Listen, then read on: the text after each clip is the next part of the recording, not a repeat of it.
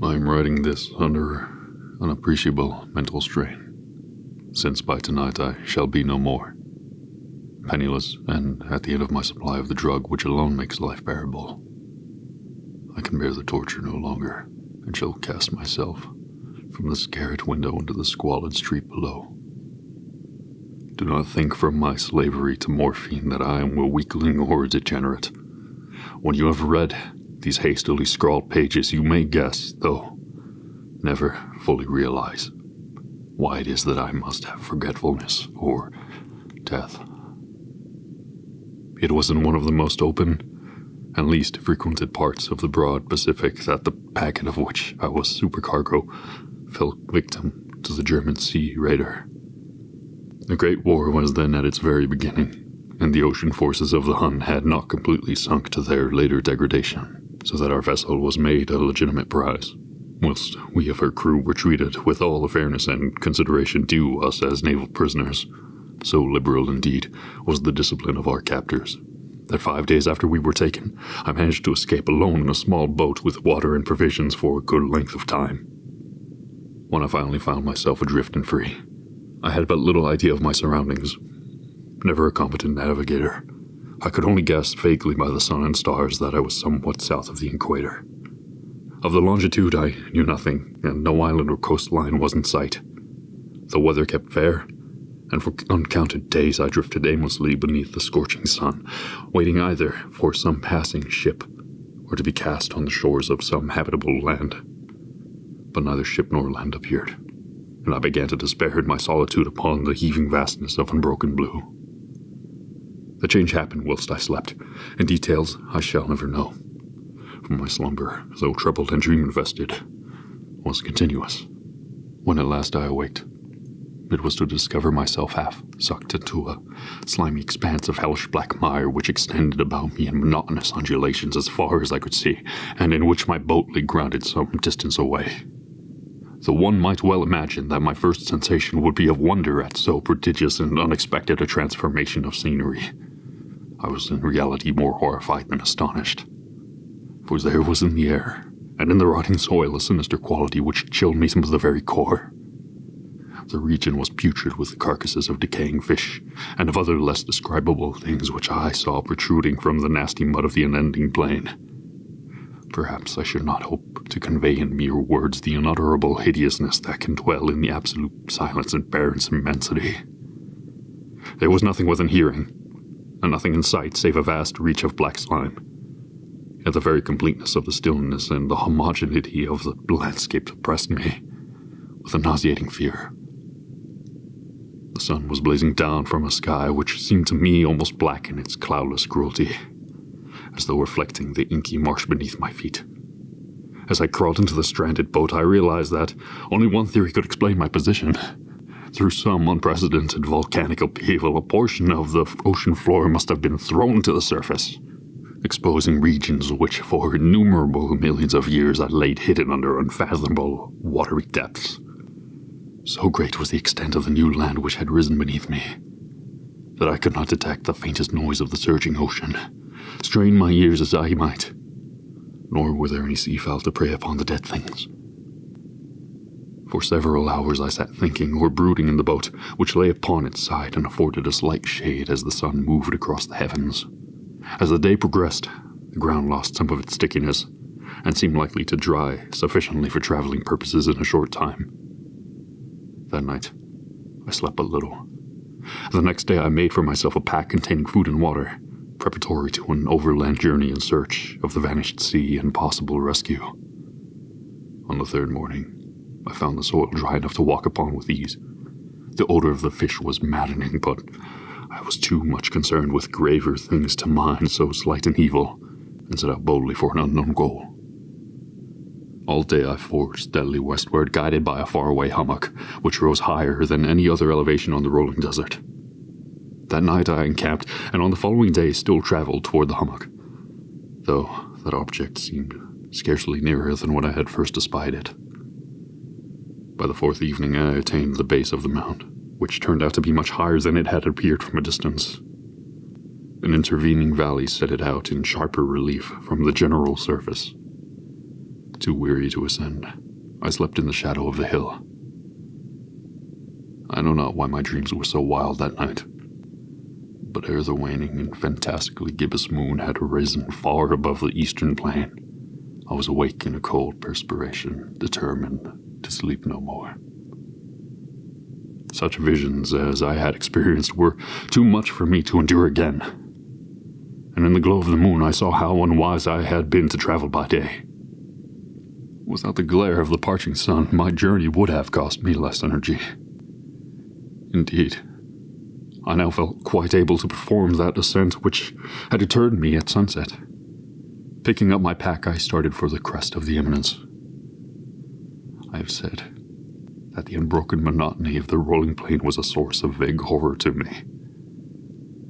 But I think my horror was greater when I gained the summit of the mount and looked down the other side into an immeasurable pit or canyon whose black recesses the moon had not yet soared high enough to illumine. I felt myself on the edge of the world, peering over the rim into a fathomless chaos of eternal night. Through my terror ran curious reminiscences of Paradise Lost and of Satan's hideous climb through the unfashioned realms of darkness. As the moon climbed higher in the sky, I began to see that the slopes of the valley were not quite so perpendicular as I had imagined. Ledges and outcroppings of rock afforded fairly easy footholds for descent, whilst after a drop of a few hundred feet, the declivity became very gradual. Urged on by an impulse which I cannot definitely analyze, I scrambled with difficulty down the rocks and stood on the gentler slope beneath, gazing into the Stygian depths where no light had yet penetrated. All at once my attention was captured by a vast and singular object on the opposite slope, which rose steeply about 100 yards ahead of me, an object that gleamed whitely in the newly bestowed rays of the ascending moon. That it was merely a gigantic piece of stone, I soon assured myself. But I was conscious of a distinct impression that its contour and position were not altogether the work of nature. A closer scrutiny filled me with sensations I cannot express. For despite its enormous magnitude and its position in an abyss which had yawned at the bottom of the sea since the world was young, I perceived beyond a doubt that the strange object was a well-shaped monolith whose massive bulk and now the workmanship and perhaps the worship of living and thinking creatures. Dazed and frightened, yet not without a certain thrill of the scientists' or archaeologists' delight, I examined my surroundings more closely. The moon, now near the zenith, shone weirdly and vividly above the towering steeps that hemmed in the chasm, and revealed the fact that a far-flung body of water flowed at the bottom, winding out of sight in both directions and almost lapping my feet as I stood on the slope. Across the chasms of wavelets washed the base of the cyclopean monolith, whose surface I could now trace both inscriptions and crude sculptures. The writing was in a system of hieroglyphics unknown to me, and unlike anything I had ever seen in books, consisting for the most part of conventionalized aquatic symbols such as fishes, eels, octopi, crustaceans, mollusks, whales, and the like. Several characters obviously represented marine things which are unknown to the modern world, but whose decomposing forms I had observed on the ocean-risen plain. It was a pictorial carving, however, that did most to hold me spellbound. Plainly visible across the intervening water on account of their enormous size were an array of bas-reliefs whose subjects would have excited the envy of a Dore. I think that these things were supposed to depict men, at least a certain sort of men. Though these creatures were shown disporting like fishes in waters of some marine grotto, or paying homage at some monolithic shrine which appeared to be under the waves as well. Of their faces and forms I dare not speak in detail, for the mere remembrance makes me grow faint.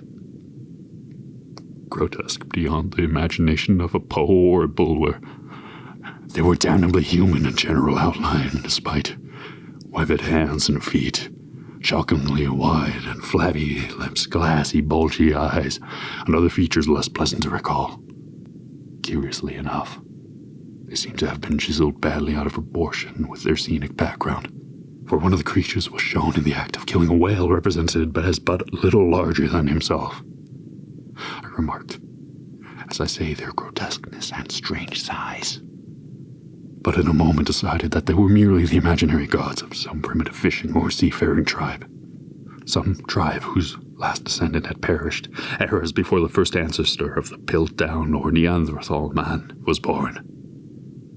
Awestruck at this unexpected glimpse into a past beyond the conception of the most daring anthropologist, I stood, musing whilst the moon cast queer reflections on the silent channel before me. Then suddenly, I saw it. With only a slight churning to mark its rise to the surface, the thing slid into view above the dark waters. Vast, polyphemus-like, and loathsome, it darted like a stupendous monster of nightmares to the monolith, about which it flung its gigantic scaly arms, the while it bowed its hideous head and gave vent to certain measured sounds. I think I went mad then. Of my frantic ascent of the slope and cliff, and of my delirious journey back to the stranded boat, I remember little. I believe I sang a great deal and laughed oddly when I was unable to sing. I have indistinct recollections of a great storm some time after I reached the boat. At any rate, I know that I heard peals of thunder and other tones which nature utters only in her wildest moods.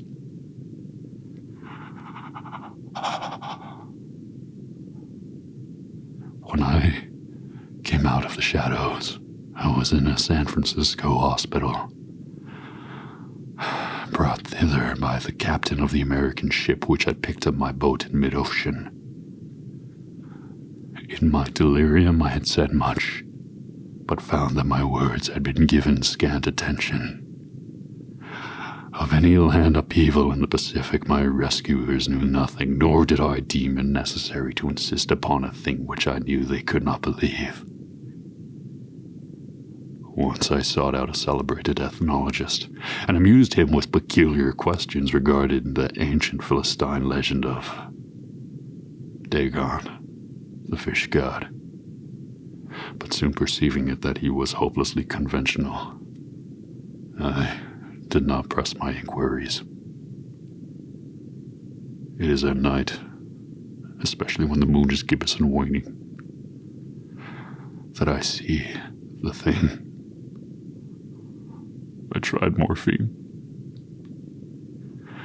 but the drug has given only transient surcease, and has drawn me into its clutches as a hopeless slave.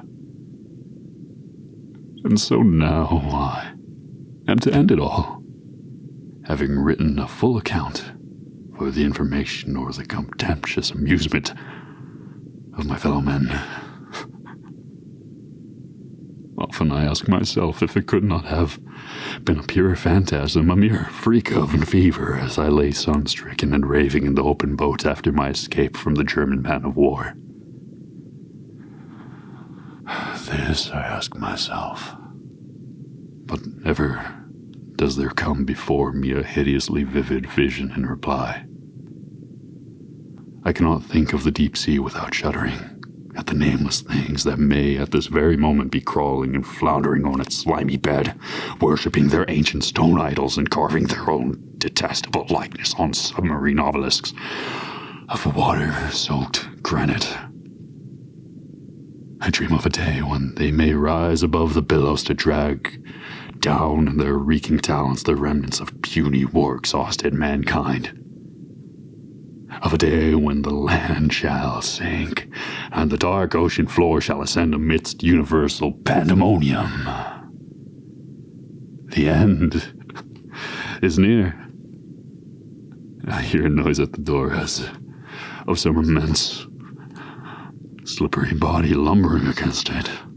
I It shall not find me, God. That hand.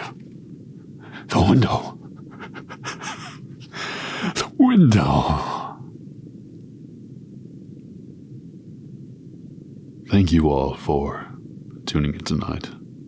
This has been Papa Redwood Reads. I hope you all have enjoyed your year so far. Now's the perfect time to go fishing. Sleep well, eat well, stay hydrated, and enjoy some R&R.